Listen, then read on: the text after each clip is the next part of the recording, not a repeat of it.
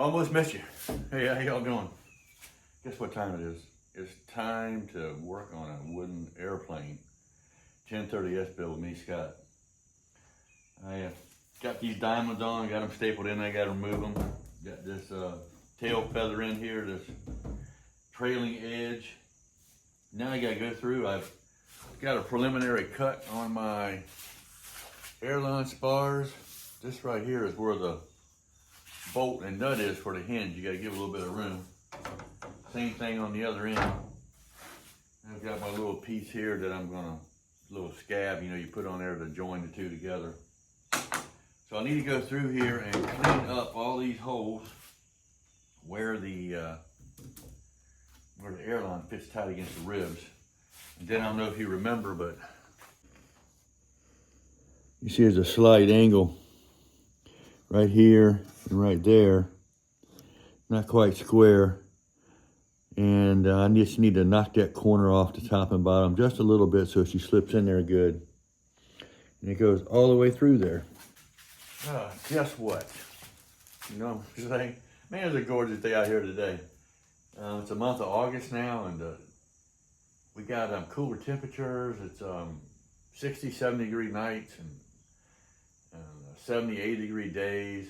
Beautiful and sunny. We haven't had a lot of rain lately, which is great. But man, God's blessed me with another gorgeous day to live in. Hope you're doing the same for you.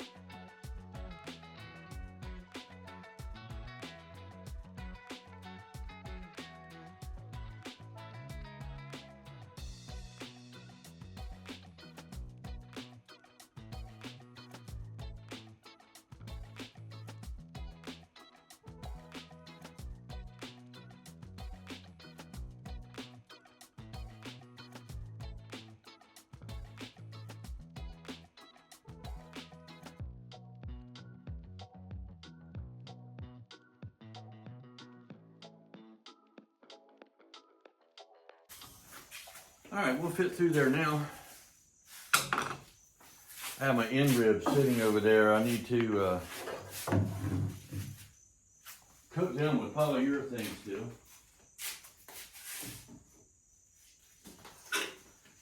I'll put them on after I get the Airelon, but I gotta go back and put polyurethane on the inside, and then I gotta make sure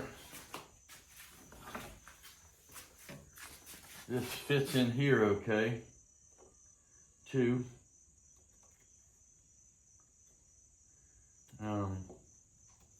Looks like I gotta do a little inletting on that too. But I need to, polyurethane all this stuff, and once I get the Airelon ends on, I'll be able to put these on. Of course, I gotta cut the wing end, the Airelon end right there a little bit too, trim it to the right length. Anyway, that'll be the next step after I get the Airelon done. So, now I gotta cut me a little angle on here.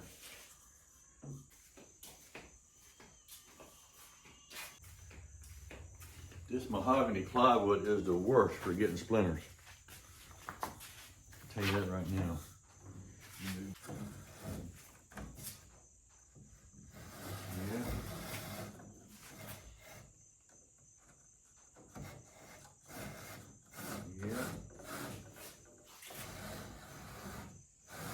Yeah.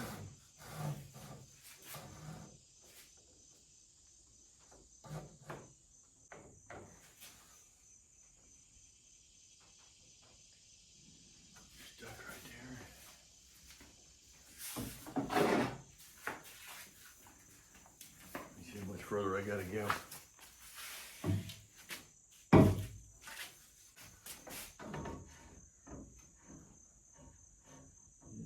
Do another inch through there. And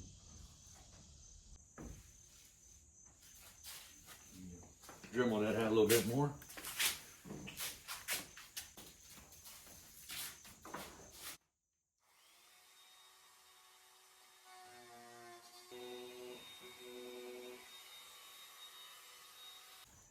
All right, we have insertion. Let me mark where it goes. Slide back up there. All right, I need to mark it where my glue it at.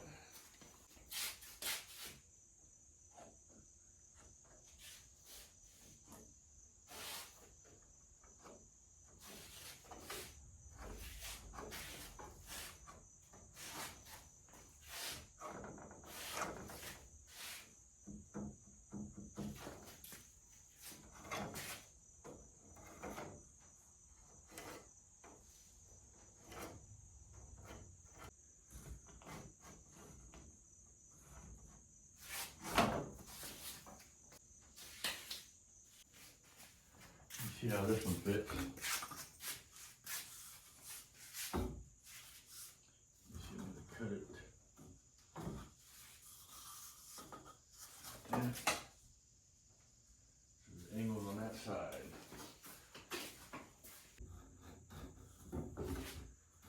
Tight. Tight. And just right.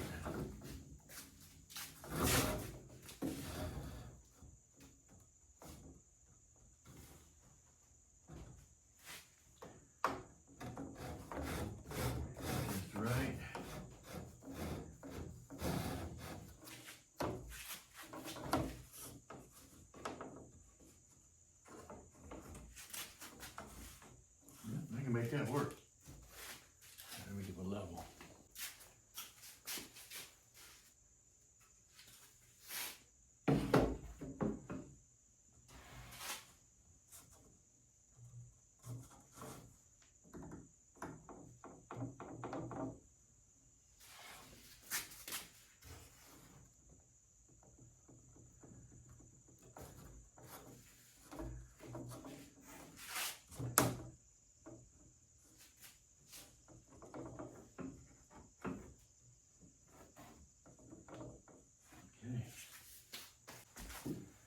Mark where they glue.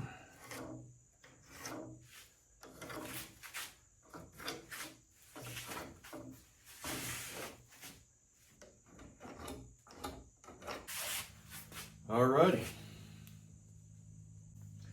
Let's slide it back out. This one's gonna get some good glue on both sides. This thing's coming right along, right along.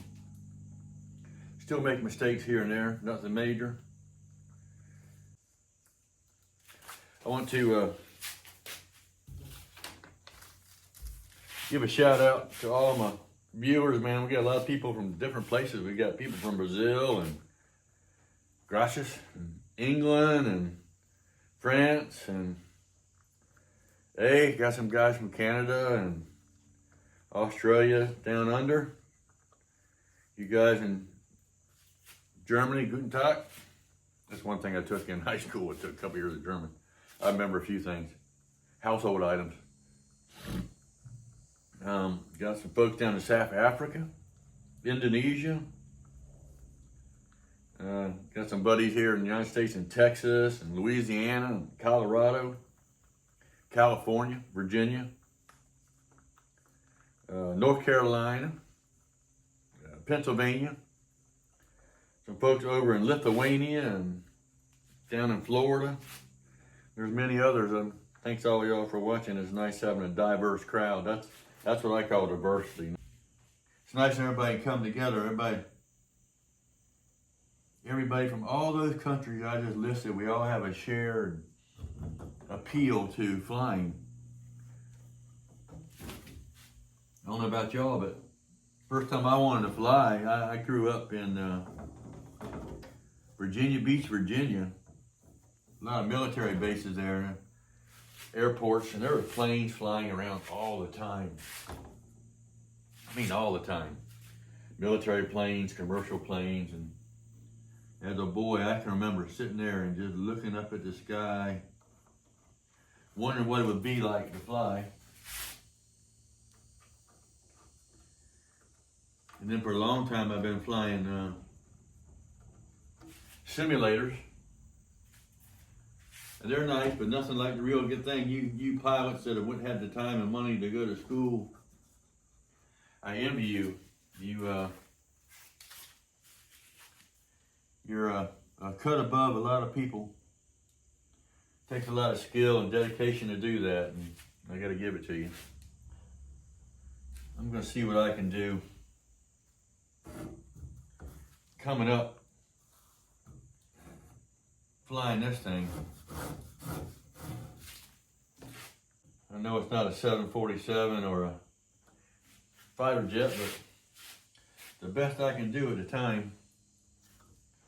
In fact, I went to apply for the Navy and the Air Force, both, to be the fighter pilot, but at the time, 30 years ago, actually 40 years ago, I was wearing glasses, and back then, couldn't be a pilot if you wore glasses. They didn't have laser surgery back then. Cataract replacement, none of that. Now they do, which I've had that done, because you see I'm not wearing glasses. I did go get a new pair of glasses the other day, though.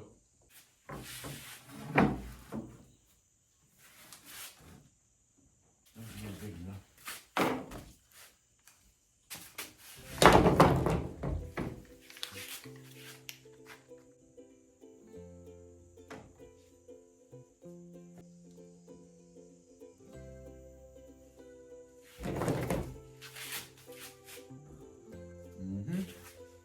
All right, there's one down. Let's move on to this one.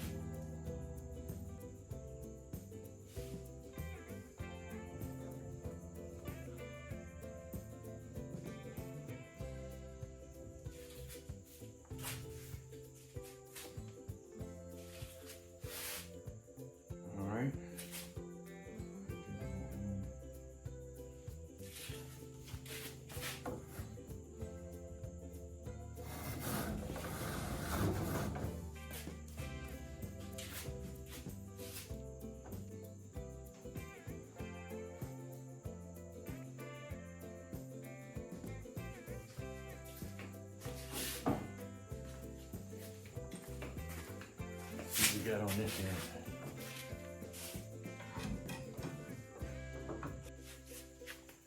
All right. It's pretty tight already.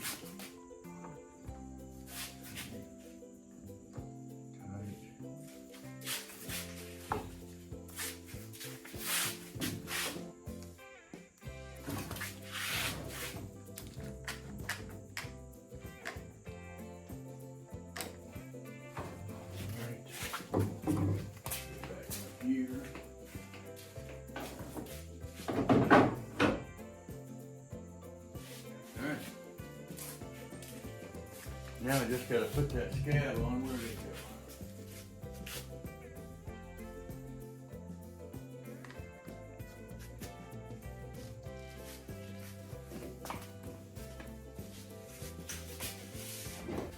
But there you go, ladies and gentlemen. Airelon Spar is in. I'm going to put a bunch of RS3 little members on here next. These little bad boys here. Hope y'all have a great day. It's a beautiful day here. I ain't kidding you. I'm looking out there now. Man, it cannot be a more beautiful day. You know, for those people that think that this world just happened, or I don't know. I don't see how they can even fathom something like this, the beauty of this planet. If you've looked at a beautiful woman lately, you know, just think about for a second. If the world evolved, you don't need beauty and evolution. You don't need colors and evolution. Everything would be gray or dark. all the different flavors of the food we don't need all that to evolve. You just need to eat one thing of mush to evolve, right? What does an amoeba eat? One thing. But think about it for a minute. The beautiful world that God created for us, and appreciate it and enjoy it when you can. Don't forget, keep looking up.